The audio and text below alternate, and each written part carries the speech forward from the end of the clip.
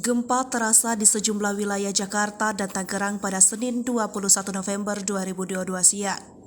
Gempa setidaknya dirasakan di Kebagusan, Pasar Minggu, Jakarta Selatan. Seorang warga Kebagusan bernama Nur. Nur dan keluarganya yang sedang berada di dalam rumah langsung berlari keluar rumah.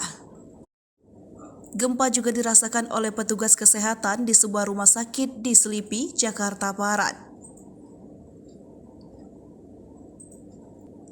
Warga Tangerang bernama Fitri, 27 tahun juga merasakan gempa tersebut. Ia juga mengatakan gempa cukup lama dan cukup kencang. Badan Meteorologi, Klimatologi, dan Geofisika menginformasikan bahwa pusat gempa berlokasi di Cianjur, Jawa Barat. Karena adanya sedikit getaran dari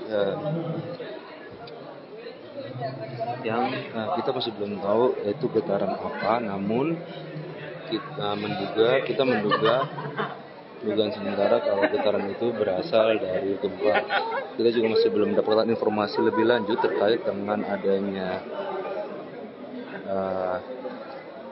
getaran tersebut, namun yang kami alami tadi di Pengadilan Negeri Jakarta Selatan memang semua pengunjung maupun rekan-rekan media yang tengah berada di Pengadilan Negeri Jakarta Selatan langsung panik dan beberapa ada yang keluar dari ruangan karena getaran yang cukup kuat dirasakan pada saat sidang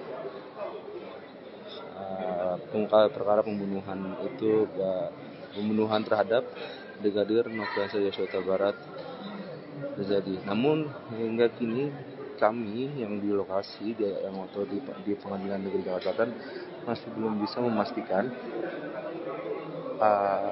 penyebab dari getaran yang cukup kuat tersebut,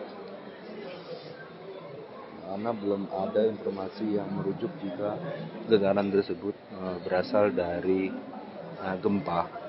Kita juga masih menunggu informasi dari BMKG atau apapun itu untuk memastikan apakah getaran yang barusan dirasakan di Pengadilan Negeri Jakarta Selatan itu merupakan getaran dari